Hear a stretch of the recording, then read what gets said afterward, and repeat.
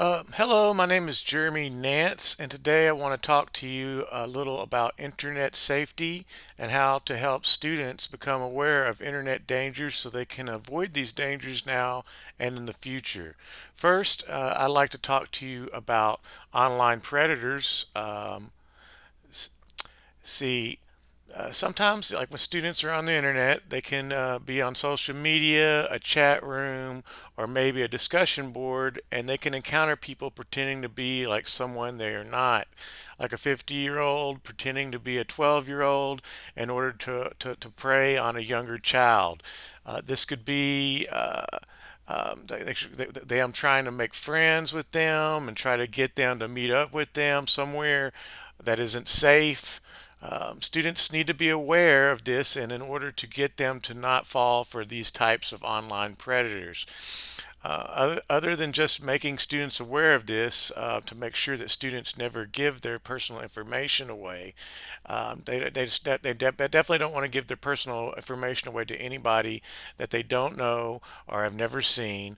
And then if a student encounters something like this that doesn't seem, right, they need to understand that they need to let their parents or teachers know about these encounters so they can be looked into. Some statistics of this kind of behavior is 80% of sex crimes with minors are initiated from social sites. It's an extremely high number of sex crimes, especially when are over 747,408 registered sex offenders.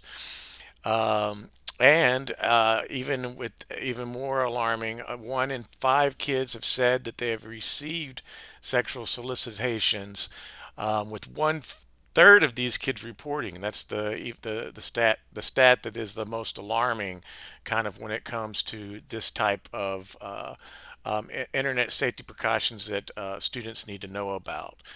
Um, so the next thing I'd like to talk about is phishing scams. Phishing is another problem that students just need to be aware of. Phishing is where an unknown person tries to use a fake email, text, or a phone call to lure a person into giving up their personal information or passwords. Sometimes you may get an email that looks like it's from your bank or a PayPal account or Google account requesting you to update your information or password. For one thing, you need to never believe any of these emails or texts that seem like they're coming from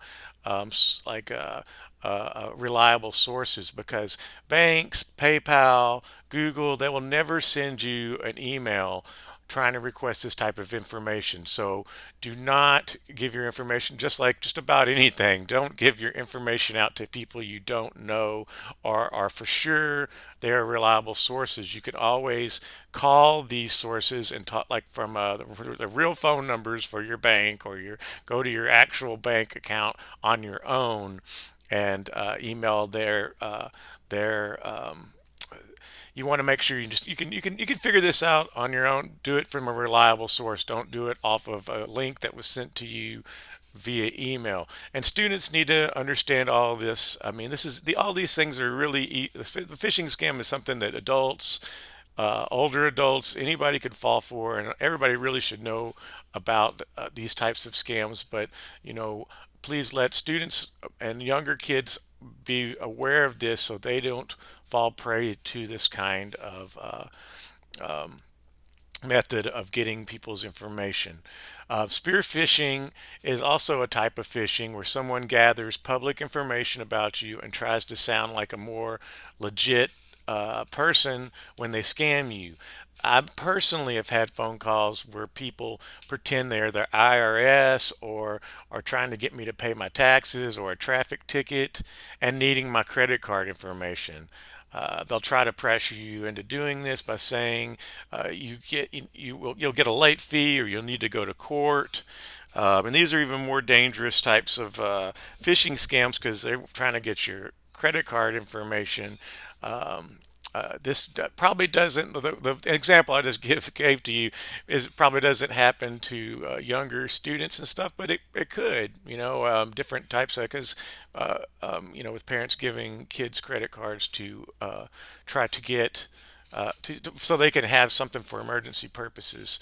Statistics on phishing scams. Well, this is the one statistic that I just wanted to point out. When it comes to phishing attacks, have been over the years, they are really, really on the rise. They just continually are growing and growing. It's becoming one of the more popular ways to attack people and get your information. So you want kids to be very aware of this type of way that somebody would try to get your information. So the next thing I'd like to talk to you about is online bullying, something that you need to be aware of and you need to talk to your kids or your students about. Because cyberbullying is a big problem in schools. It's when somebody uses technology to try to target a person, and they use the internet and try to harass, threaten, embarrass a person online.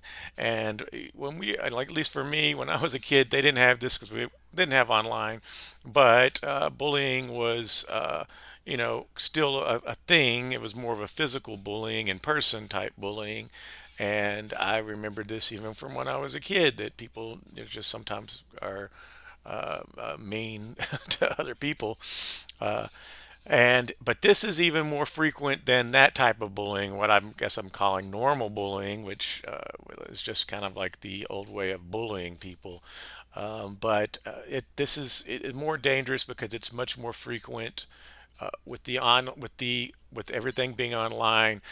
Kids are now using online to bully people rather than do it in person. But it's more frequent, so it's much more dangerous, and you need to be aware of it so you can talk to your kids or your students about not being afraid to come and talk to you and if somebody is bullying them. But with the statistics that I'm going to show you too, only 38% of victims actually admit to being bullied. This is why it's good for you to kind of just be aware that you need to talk to your students about being that it's okay to talk about if this kind of thing is happening to them.